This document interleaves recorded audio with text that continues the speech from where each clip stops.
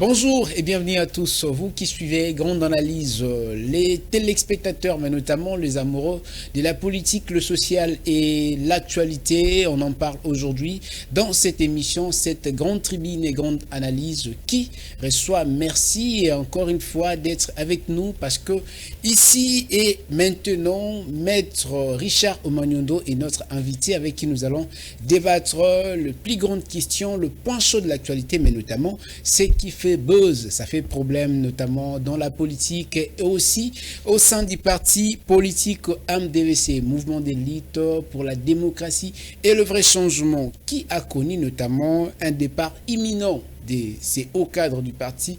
Pourquoi et pour quand, encore une fois, on en parle aujourd'hui avec Maître Richard Omagnondo, qui est aussi qui fut d'ailleurs un des hauts cadres du parti politique MDVC. Bonjour Maître. Bonjour Monsieur Elvis. Prima facie, je tiens sincèrement à vous remercier de l'invitation dans ces beaux cadres de la télévision Malois qui fait vraiment... FM Télévision. FM Télévision qui fait la fierté de toute la République et de la vie de Kinshasa en particulier. Merci en tout cas de l'invitation. Je crois que tout au long de cette émission, de cet échange, on apportera les dévolus qu'il faudra estimer nécessaires pour les questions essentielles qui concernent la politique en général, de certaines questions qui nous concernent très singulièrement. Merci en tout cas de l'invitation. Merci aussi à vous d'avoir répondu présent à notre invitation. Merci beaucoup. Déjà d'entrée de jeu, vous êtes ou vous fuites, on ne sait pas comment vous qualifier, au cadre du parti MDVC. Quelle fonction occupez-vous? Bon, écoutez, le MDVC appartient au passé. J'aurais bien adopté une attitude de ne plus parler de ces partis, mais hélas, même en étant politique, ça arrive des fois où nous devons donner à l'opinion la vraie version de ce qui s'est passé. Vous savez, nous sommes jeunes, lorsque nous sortions de l'université, au-delà, n'est-ce pas, de ce que l'on avait... C'est que l'on a toujours comme ambition de défendre les autres. Mais on a dit on ne peut pas rester inerte. On doit participer activement dans la politique pour qu'on puisse apporter les changements qu'espère cette jeunesse. Mais on s'est rendu compte que nous étions en train de suivre une vision que nous avons estimée nécessaire, mais les acteurs qui ont concouru, qui nous ont associés dans cette vision, étaient dans les tâtonnements. Dans les tâtonnements, c'est comme ça que nous avons estimé nécessaire de déposer les tabliers parce que on a estimé que les décisions se prenaient en famille alors qu'on est dans un parti politique. Ce que nous nous reprochons aux autres, on reproche à ces pouvoirs. C'est ce que l'on constate dans certains partis politiques, même de l'opposition. À l'occurrence, c'est les partis... que nous avons tourné les dos. En tout cas, Monsieur Elvis, c'est plusieurs fois que vous nous avez invités dans vos différents numéros.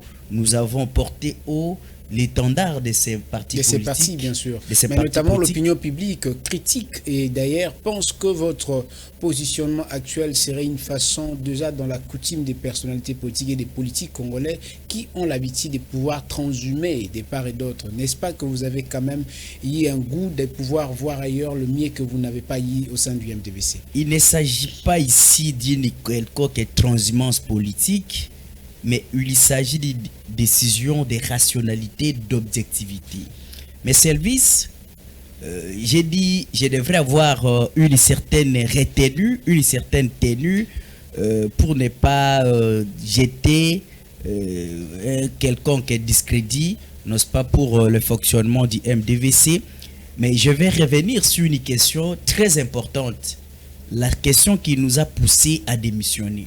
Nous sommes un parti politique et en politique, les décisions doivent se prendre sur base, n'est-ce pas, d'un certain consensus.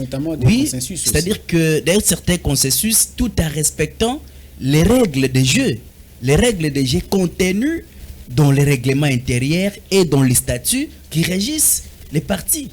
Mais vous savez, tout est parti, n'est-ce pas, de la loi électorale de 2022 qui a posé une contrainte légale pour dire que tout règlement politique ou parti politique qui voudra bien compétir à la législative tant nationale, provinciale que municipale, il faudra atteindre les seuils de recevabilité de 60%. Au niveau de l'Assemblée nationale, nous avons au moins 500 sièges. Ok, donc pour atteindre les seuils de recevabilité, il fallait avoir aligné au moins 300 candidats. 300 candidats, oui. Alors, on a estimé que les MDVCC ne pouvaient pas, au regard de notre jeunesse, on ne pouvait pas atteindre ces seuils. Nous avons adhéré dans un regroupement politique, Alliance des Congolais pour la refondation de la nation. Nous avons versé nos candidats là-bas, on a payé les cautions pour nos candidats, et lorsque la CENI, alors que les regroupements avaient aligné plus de 300 candidats, la CENI va prendre une décision de pouvoir rejeter, n'est-ce pas, les listes du regroupement. Et pendant que l'on était en train de préparer les recours pour attaquer la fameuse décision de la Commission électorale nationale, c'est à ce moment-là que le secrétaire général de notre parti politique a connivence avec la personne de M. Augustin Bissima, bien sûr, et à connivence avec le président national que nous n'avons jamais vu au pays depuis que les partis existent, même pendant les congrès, il ne s'est jamais présenté. Il va prendre une décision foulant au pied les règlements intérieurs ainsi que les statuts de notre pour dire non, nous suspendons notre participation au regroupement au motif que non, le regroupement a refusé de payer les cautions des différents candidats députés provinciaux et municipaux. Nous avons dit que ça n'a pas été une bonne décision. D'abord que le parti n'a jamais payé les cautions pour les candidats députés nationaux. Et pendant que le regroupement est en train de souffrir pour faire face à la justice, c'est à ce moment-là que vous décidez de pouvoir quitter le regroupement. Moi étant républicain, légaliste, j'ai dit niet, c'est le moment de quitter les partis. Parce que vous ne pouvez pas utiliser la force des autres, et pendant que cela devienne pendant un moment faible, vous allez les quitter. Donc, il ne s'agit pas d'une transhumance politique. Nous avons quitté vraiment les partis pour cette raison rationnelle. Vous avez compris que nous avons commencé depuis, avant même que les partis ne soient agréés par le ministère de l'Intérieur, nous avons commencé avec ces partis. Et c'est à 24 heures suivant le calendrier électoral pour la fin des dépôts des candidats députés provinciaux que l'on va nous dire non, on arrête. Et M. Elvis, vous connaissez que nous avons une base au Sankuru à Lodja où nous sommes descendus avec nos propres moyens et les partis étaient incapables de nous payer même un seul drapeau. Vous avez effectué des descentes, ça c'est des descentes. Et c'est à la fin qu'on nous dit non, on ne paye pas les cautions pour vous.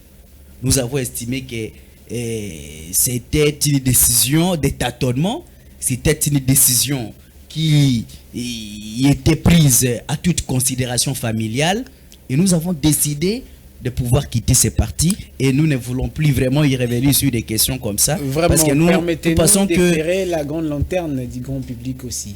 Il se peut que vous êtes parti puisque le parti aussi s'est décidé de ne pas payer les cautions.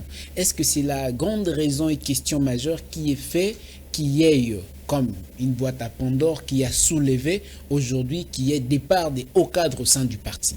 Non, mais écoutez, ce n'est pas la seule raison, M. Elvis. La raison majeure aussi, c'est que nous sommes derrière un leader, on l'attend par la voix, mais on ne le voit pas physiquement. Un leader fictif. Un leader fictif. Et il nous promet, pendant qu'il est élu au Congrès, comme candidat président de la République, du parti, mais il ne s'est jamais présenté au pays. Et jusqu'au moment où on vous parle, bon, j'attends qu'on est en train de préparer sa candidature à la présidence de la République comme indépendant. Alors que les partis existent et les partis font partie d'un règlement politique. C'est aligné au sein d'un parti. C'est aligné au sein d'un règlement politique et lui-même comme président d'un parti politique. Monsieur le docteur Moudekere, en fait, le docteur Mukwege. Oui, qui ne s'est pas encore prononcé jusque-là. Mais vous êtes dans un parti, dans un règlement politique avec des partenaires où vous connaissez que c'est tel qui doit être potentiel candidat, mais vous dites non, je postule comme indépendant. C'est quelle politique comme ça? Ça, c'est la politique du tâtonnement. Ça, c'est la politique. C'est à vous de vous poser cette question, puisque vous étiez aux affaires, vous avez quand même géré l'appareil du fonctionnement de ces grands partis. Mais aujourd'hui, quand est-ce que le parti a pris la décision d'aligner M. Justin Mudekereza comme potentiel candidat à l'élection présidentielle, et d'autre part, vous êtes allié à un regroupement politique qui a pour candidat le docteur Mukwege. Qu'est-ce que vous avez essentiellement déniché comme nuance au moment où il y avait des candidats potentiels? Est-ce que vous êtes parti pour s'allier ou vous êtes parti essentiellement pour se concurrencer? Vous pouvez un peu nous expliquer ces paradoxes? En adhérant dans ces regroupements politiques, à ce que nous les sachions, moi comme juriste, ancien secrétaire national en charge de la justice, nous le savions pertinemment que c'est la personne du docteur Mukwege qui serait potentiel candidat directement de la Sérène. Donc, lorsque le MDVC adhère dans ces règlements, donc, il a cessé d'avoir des ambitions présidentielles et de s'allier derrière une personne. Mais lorsque, avec une politique d'hypocrisie, si vous n'avez pas suffisamment de moyens pour votre politique, il ne faut pas faire la politique, mes services. Mais ce n'est pas s'aligner derrière un individu, profiter de ses ressources pour qu'à un moment donné, lorsque cette personne a acquise une certaine faiblesse, c'est parce que le MDVC a estimé que le règlement avait une certaine faiblesse. Dieu merci, le règlement a été repêché parmi les règlements qui ont été repêchés après les recours par la Cour constitutionnelle. Mais aujourd'hui, le MDVC qui a pris la décision non pas de se retirer du regroupement, mais suspend sa participation pour les élections municipales et provinciales, tout en maintenant sa position pour les élections législatives, dont il n'a payé aucune caution pour les candidats du MDVC. Donc, vous comprenez que c'est une politique de la manipulation. On veut manipuler les jeunes, une politique, on veut nous dire qu'on est derrière une vision. Mais la refondation de l'État, vision chère au MDVC, c'est également commencer à respecter nos propres statuts. Mais si on n'a pas la culture de respecter même une disposition statutaire, on n'aura pas une vision de respecter une disposition constitutionnelle, mes services. Donc, ici, nous sommes des jeunes. Nous avons étudié, nous luttons pour les changements. On ne peut pas lutter pour les changements tout en restant auprès de ceux qui n'ont pas la culture du changement.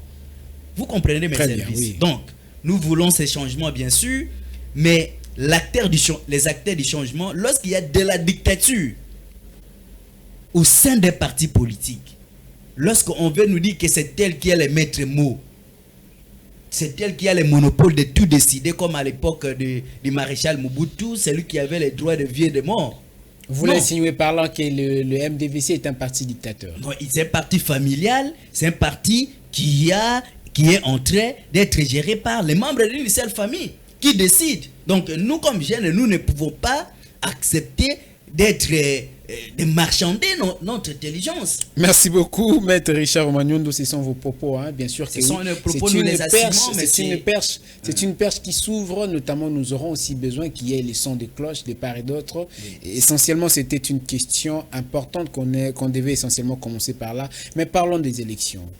Pour la crédibilité, merci, plutôt du processus électoral, pensez-vous que aussi, que ça soit démocratique, est-ce que serait impérieux que si l'on doit sauver ces processus, d'abord, qu'il y ait la participation de Martin Fayulu et de ses 4 poids. Je parle de Martin Fayulu, le docteur Denis Mukwege, Délice Sanga, mais notamment Moïse Katumbi. Est-ce que c'est impérieux aujourd'hui pour que nous puissions parler d'une élection démocratique? Monsieur Elvis, moi je suis un républicain. Je ne parle pas des individus, bien que ce sont des acteurs en politique.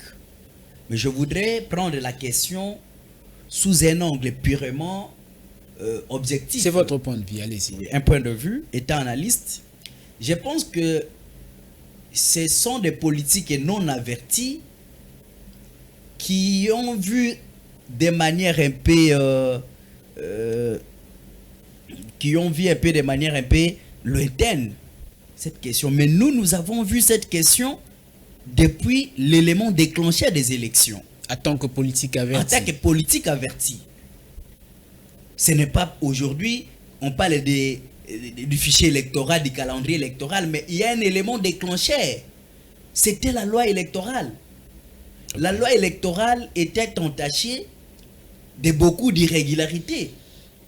Parce que après la loi électorale, qui a donné quand même une certaine configuration, une certaine composition du bureau de la commission électorale nationale indépendante. Mais souvenez-vous que l'équipe qui travaille aujourd'hui à la commission électorale a été remise en cause. Depuis d'ailleurs. Donc, les irrégularités de ce processus ont commencé à partir de la loi électorale et à partir même de la désignation de M. Kadima, ensemble avec les autres acteurs. On se souviendra que son intérimat a causé problème au sein de Prélat et puis à l'Union des confessions religieuses. Vous comprendrez que cette question, il ne faut pas la prendre en partie, il faut la prendre dans son entièreté. Parce que lorsque les prémices sont déjà fausses, les conclusions également.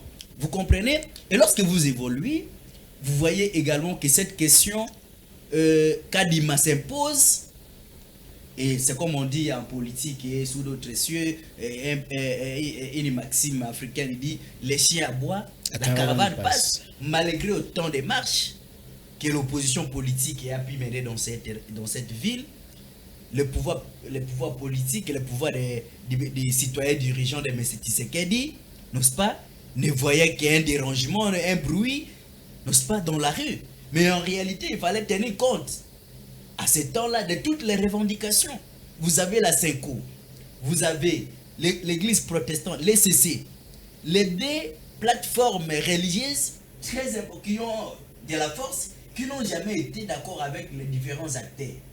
Et lorsqu'on évolue, ce fichier électoral qui est corrompu, il y a des acteurs politiques de l'Union sacrée à ce jour qui ont acheté des cartes, qui, dans l'avenir, les gens auront des machines à voter, quelqu'un aura une machine à voter. À lui seul, lui. À lui seul, dans sa chambre, et on va commencer à voter à partir des 0. Donc, tous ces aspects-là, c'est comme ça, vous avez compris, il y a des observateurs, il y a des revendications. On dit, on doit revisiter, on doit auditer ce fichier électoral. Ce n'est pas pour rien que M. Kadima ne le veut pas.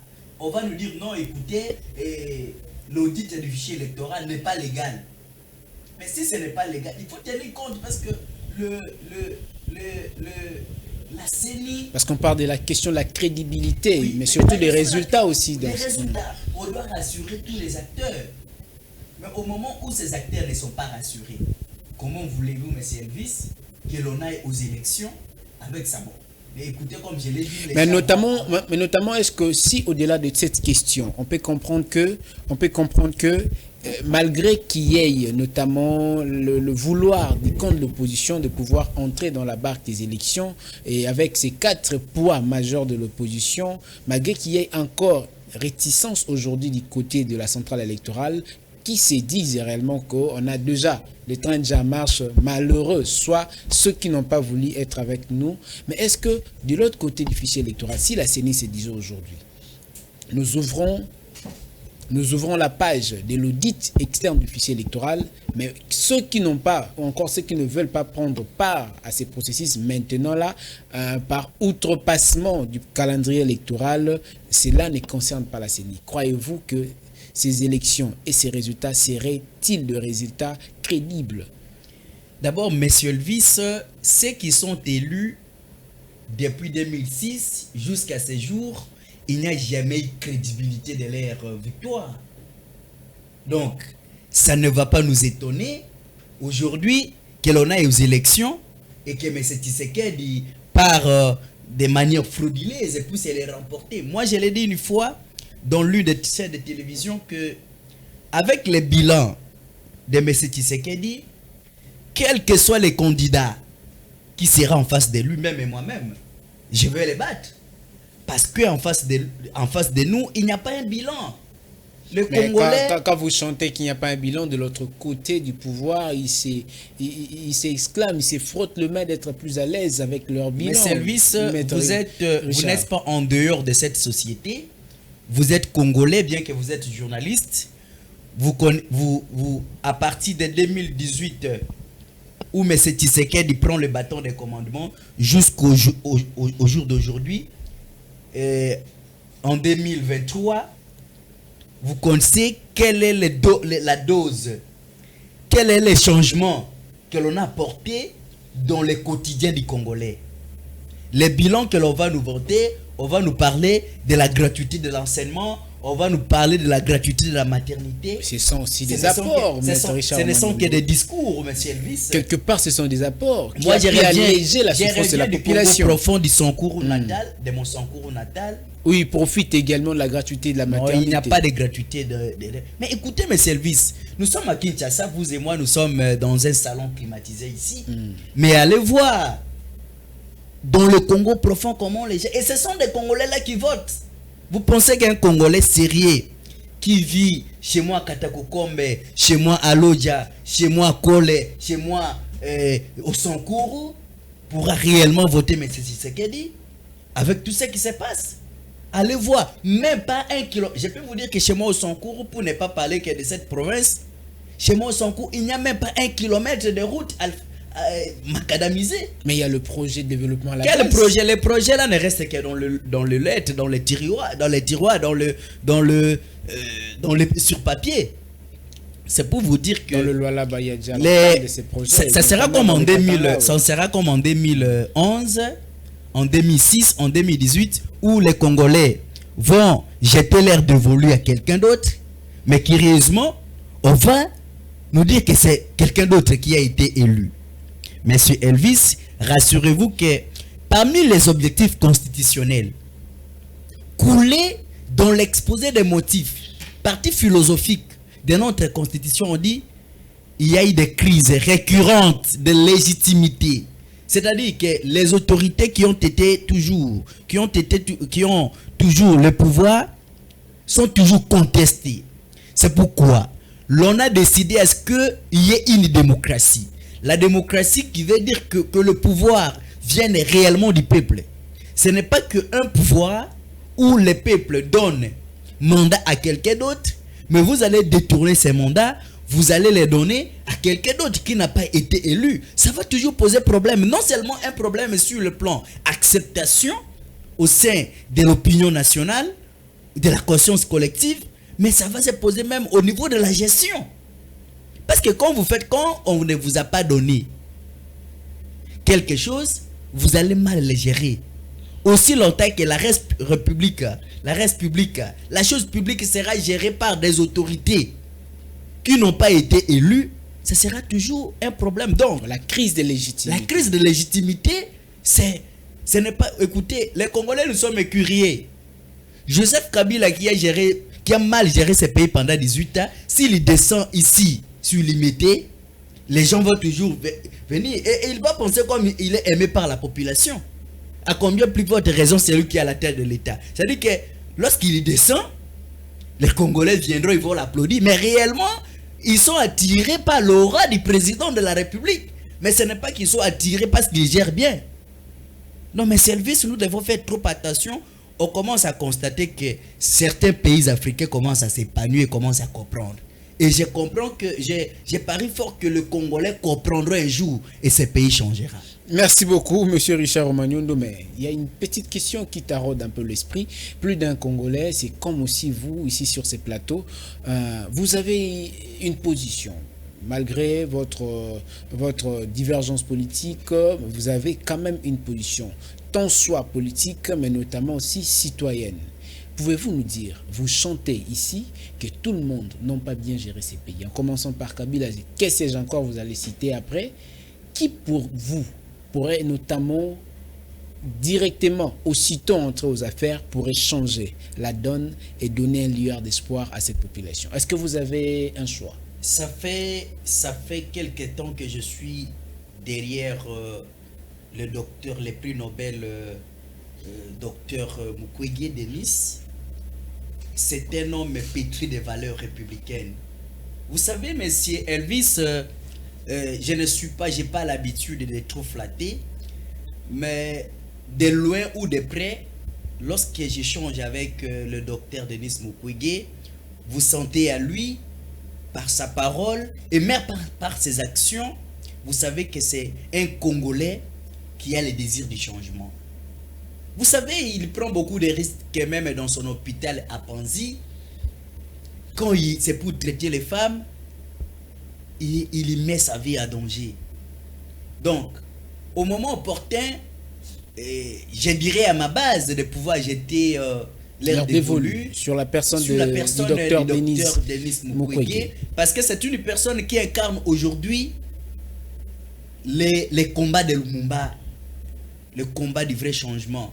Vous savez, et parce que les gens le disent, non, il est soutenu par la France, par les étrangers, non. Il est soutenu d'abord par la base. Parce que lorsque vous êtes soutenu par la base, ce sont ces étrangers qui vont s'approcher pour profiter de cette aura. Mais c'est un bon républicain, c'est un nationaliste. Au moment opportun, au-delà de tout, c'est le seul candidat qui va battre Félix Tshisekedi. Tous ces candidats de l'opposition vont s'allier derrière, le docteur Denis Mukwege. Et à un moment opportun, c'est celui qui sera le choix de tous les Congolais. Je ne veux apparemment pas le parler discours,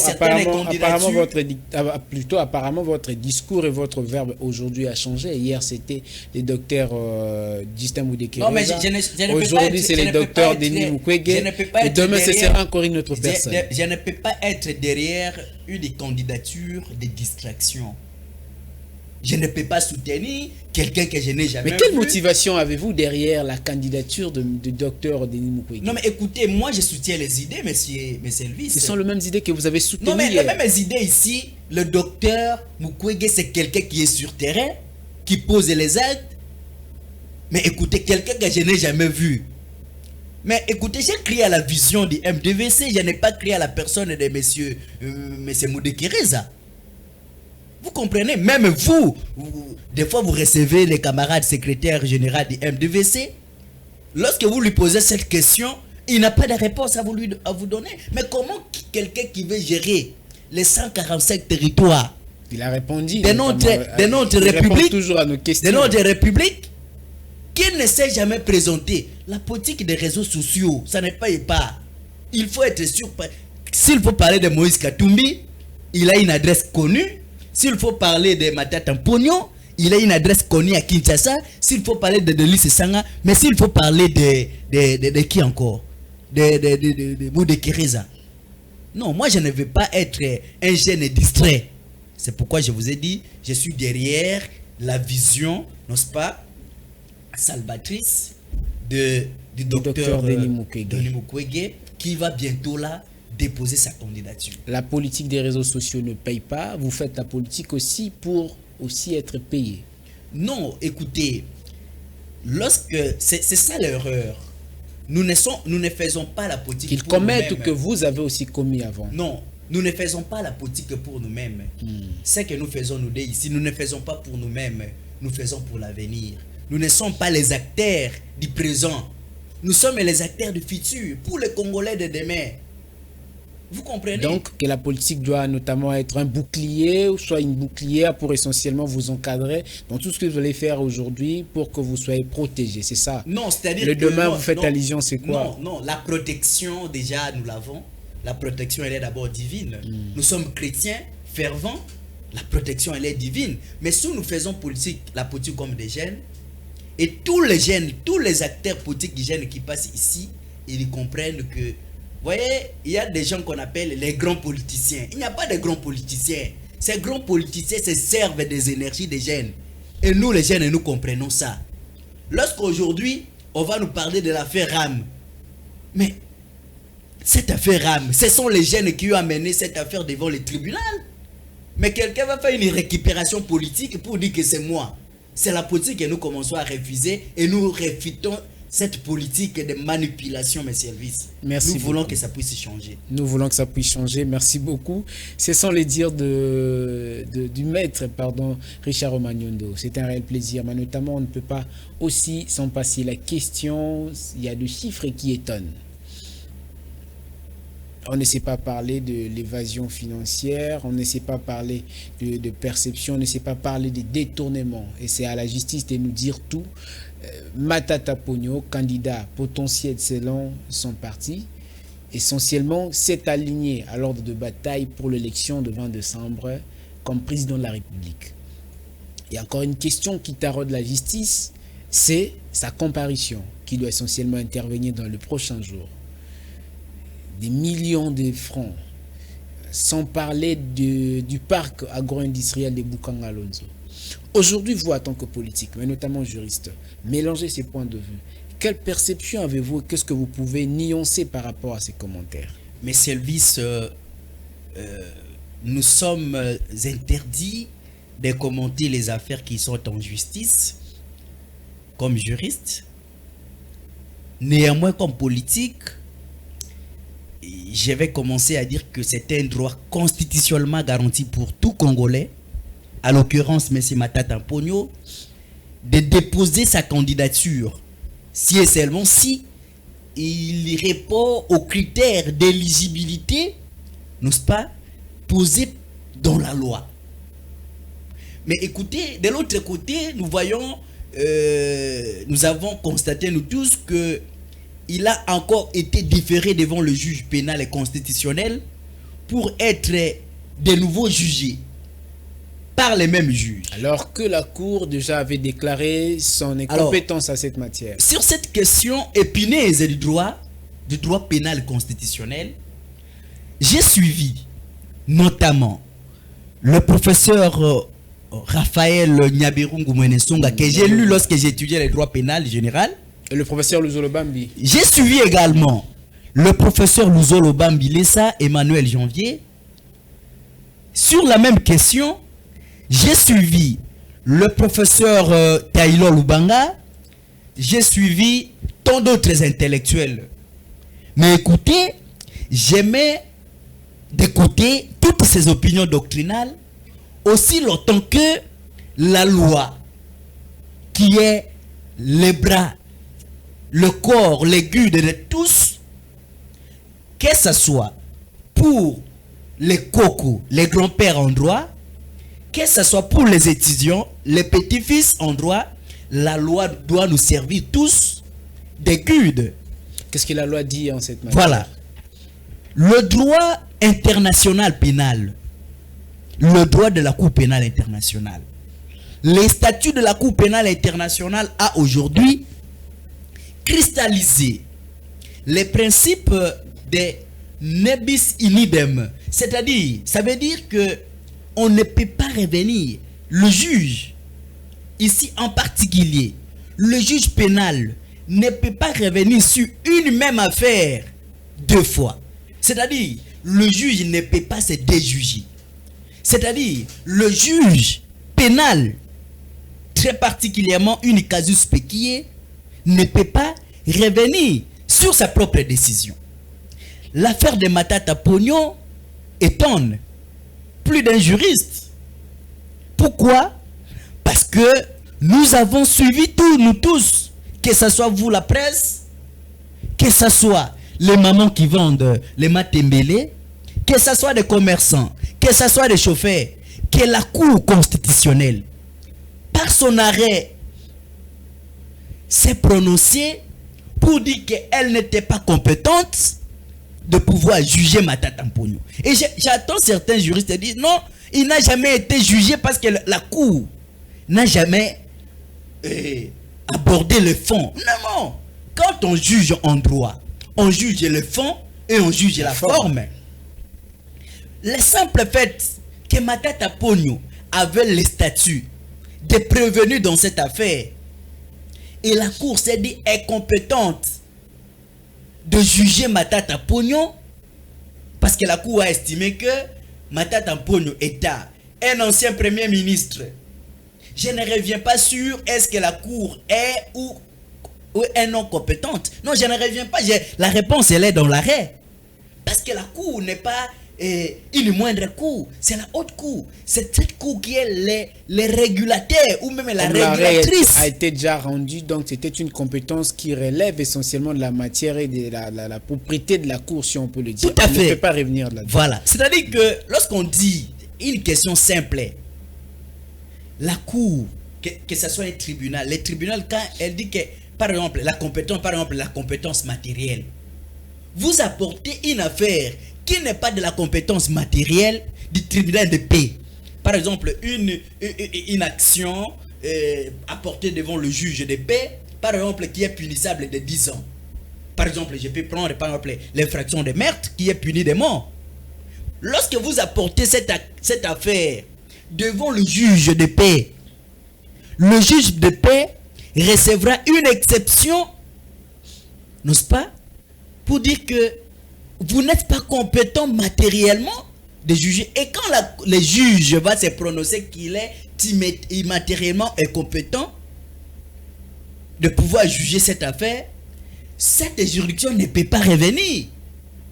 On doit porter cette affaire devant le juge qui est matériellement compétent. C'est le cas. J'ai évoqué cette question pour dire que les principes généraux des droits, ne bis in idem, n'est plus seulement un simple principe, mais ça devient un principe ayant une valeur conventionnelle, une valeur internationale. Nous avons vu ça dans plusieurs arrêts, notamment même au niveau de la justice internationale. Dans plusieurs arrêts. Mais aujourd'hui, ça étonne. Mais la seule exception que la Cour recevra, c'est celle-là. L'exception de non ibis in idem. Alors, donc, selon vous, pensez que l'apport ou encore le point de vue partagé par notamment des grands mentors en matière de droit et les professeurs sont non fondés? Je vous ai dit ici que ce soit des professeurs, des avocats, des magistrats, leur opinion, oui. Je prends l'opinion de la loi. Qu'elle dit la loi? Je crois une fois vous m'avez reçu dans une émission à l'époque. Ce que dit le droit. Ce que dit le droit.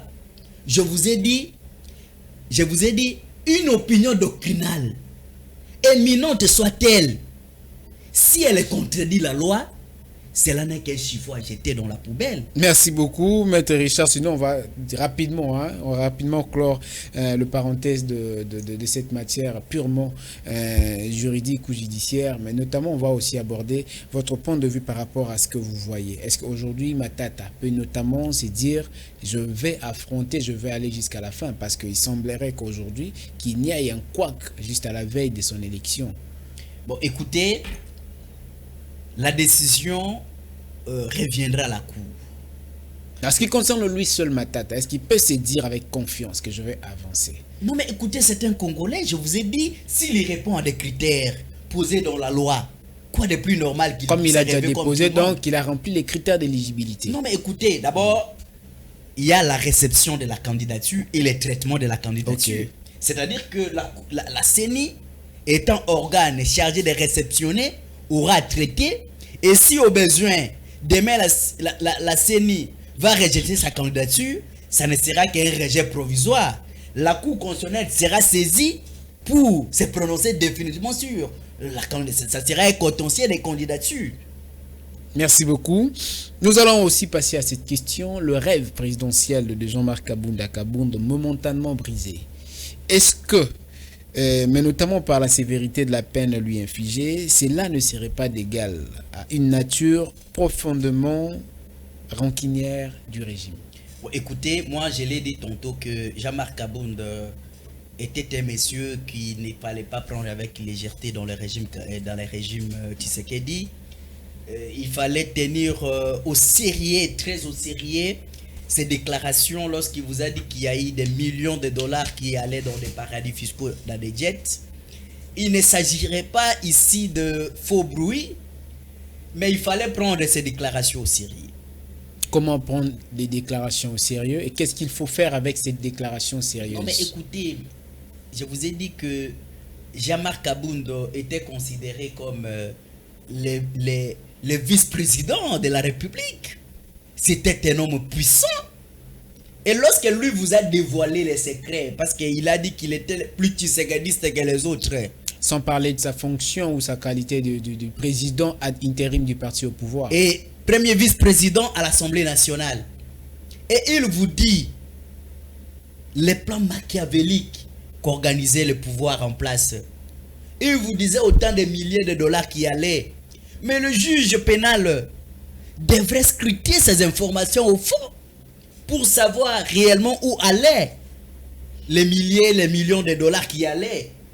Mais ici, on a préféré faire taire un opposant à M. Tshisekedi parce qu'on considérait qu'il avait des déclarations dangereuses et dérangeuses, s'il faut que vous permettiez. C'est-à-dire ça dérangeait. Alors, il fallait à tout prix les condamner. Le ministère public, dans cette audience qui a requis dans son réquisitoire, qui a requis 3 ans, bien que la cour n'était pas liée. 7 ans. Qui a requis. Avant, oui. Qui a requis 3 ans. Mais écoutez, même si la cour n'était pas liée à ces réquisitoires, la cour est allée même au-delà pour les condamner à combien? À 7 ans. Alors que c'est ça aussi, le procureur général qui l'a mené, qui l'a déféré. Il n'était pas allé par citation directe. Il y a eu une affaire qui a été instruite par les parquets et qui a finalement amené cette affaire devant le juge pénal. Merci beaucoup. Je ne sais pas si c'était justement votre dernier point de vue par rapport à cette question de Jean-Marc Kabound. Oui, c'était notre dernière intervention. Je voudrais juste revenir pour éveiller la conscience des jeunes. Je vais y revenir, mais permettez-moi de poser la dernière question de l'émission avant de vous laisser la parole. Droit à la caméra. Vous vivez à Kinshasa, vous êtes un citoyen congolais, mais notamment vous êtes témoin de ce qui se passe. Affaires, kidnapping, insécurité, notamment les embouteillages. Quelle appréhension avez-vous, comment observez-vous aujourd'hui la vie des Kinoises et Kinoises à Kinshasa face à ces réalités et ces fléaux? Mon opinion, comme toujours, c'est que nous sommes à présent d'une absence totale de l'autorité de l'État. L'État n'existe pas. Quelqu'un peut se réveiller avec sa machette au coin de la rue. Il peut étrangler qui il veut. Même si on va l'appréhender, on va le trouver des mains dehors. Donc, c'est à un certain temps, Etienne Tshisekedi avait demandé à tous les Congolais de se prendre en charge. Je pense que le vice-premier ministre de l'Intérieur, Maître Peter Kazadi, doit voir les rétroviseurs. Tout ce que l'on disait, l'on condamnait pendant l'époque de Kabila, c'est ce qu'on commence à faire. Vous avez suivi, on a tué plus de 50 Congolais à Goma. Le carnage. Et ici, à Kinshasa, en fait, on n'a jamais décrété même une journée deuil national pour tous ces Congolais. Vous prenez, c'est pourquoi je vous dis que l'État n'existe pas. L'État n'existe que des noms. L'État n'existe que dans des théories à l'université. Mais le vrai État va bientôt arriver avec le docteur Mukwege, où on va voir la sécurité, on va donner la vraie sécurité à tous les Congolais. Dieu vous concède le droit. S'ils vont oser s'imposer pendant les résultats, je crois que les Congolais se prendront. C'est votre opinion, ce sont vos propos. Merci beaucoup. Maître Richard Romagnondo, maintenant vous avez 1 minute seulement pour vous adresser. Est-ce que vous avez un mot à dire à toute la population, mais notamment aux téléspectateurs? J'ai à dire, je pense que cette population a beaucoup enduré. Nous sommes à la fin, chère population, de la misère. Le Congo va changer. Mais ici, un message particulier à tous les jeunes. Chers jeunes, n'acceptez pas la manipulation. Certains politiciens, pendant les élections ici, vont nous approcher vont vous approcher, vous donner quelques billets de banque, et demain, vous allez pleurer. N'acceptons pas de céder, d'aliéner notre liberté. Nous devons nous regarder en face. Le Congo de demain, c'est nous-mêmes. Nous devons nous regarder en face pour dire à tous ces vieux politiciens qui ont gardé beaucoup d'argent dans des banques, dans des mallettes, pour manipuler. Chère population, prenez, buvez, ne votez pas. Il faut changer, renouveler cette classe politique. Merci beaucoup. Je crois que c'était la fin de votre discours aujourd'hui. Tout à fait. Chers téléspectateurs, c'est par ici que prend fin, après bien sûr le aura et les discours de maître Richard Omaniendo qui était notre invité aujourd'hui, et nous avons eu le réel plaisir de débattre plusieurs questions, notamment la question liée au processus électoral, la liberté ou encore les enjeux concernant la politique actuelle et aussi l'insécurité, et aussi leur départ au sein du parti Mouvement d'élite pour la démocratie et le vrai changement. Vous qui avez aussi à dire et à répliquer, notamment la tribune est ouverte. Nous allons encore une fois revenir avec lui pour plus d'éclairage sur ce qui concerne les grandes questions de l'actualité. Ainsi prend fin, madame, messieurs, cette grande tribune, grande analyse. Restez bien chez vous. N'hésitez pas de nous contacter, aussi de nous pouvoir envoyer vos suggestions, remarques et autres choses, puisque nous sommes là pour vous. Bien sûr qu'on va se retrouver tout prochainement pour un autre numéro des grandes analyses. C'est terminé.